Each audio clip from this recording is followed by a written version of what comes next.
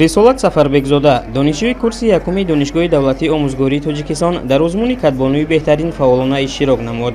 این آزمون میان بهترین کدبانو دخترانی همه فاکولتت‌های دانشگاه گذرانیده شد. رسالت هم در این قطار بود و طرز بریدن زباله آش بریده را به حکمان نشان داد.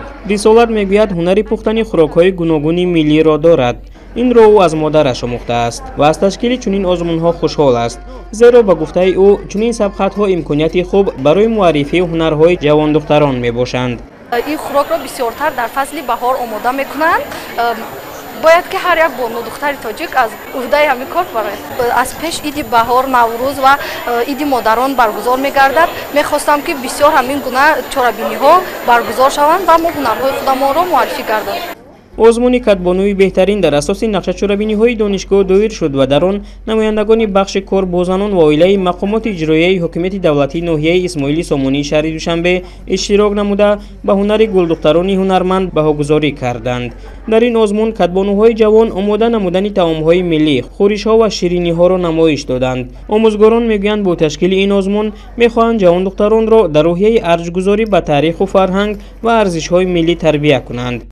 با برگزار نمودن این آزمون جوانان را در روحیه وطن دوستی، احیای هنرهای مردمی و اینچنین دختران خود را در روحیه کدبانوی بهترین بودن، چگونه گذشتگان ما کدام هنرهای ملی یا که خوراکهای ملی را آماده کرده می توانستند با بیبی‌های ما، مادران ما. این را ما امروز می‌خواستیم با دانشجو دختران خودمان آموزانیم، آنها را نیز در همین روحیه تربیت نماییم. در قسمت افتتاحی چرابینی مسئولین ابراز داشتند که با اقدام و تشبس‌های پیوسته پیشوای معظم ملت محترم امامعلی رحمان فرهنگ پرقناوت ملت تاجیک در عرصه جهانی به طور شایسته معرفی گردیده است. سپس دوره دانشگاهی فستیوال جمهوریوی صدرنگ چکن آغاز یافت و گلدختران دانشگاه لباس‌های ملی را نمایش دادند.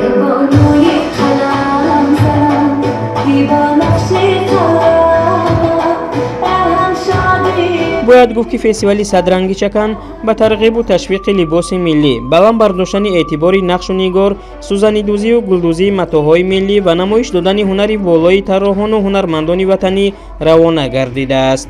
برنامه جالب فرهنگی با پیشنهاد رقص‌های جذاب و سرودهای سرشار از ترنم وطن به چرابینی حسن دیگر ضم نمود.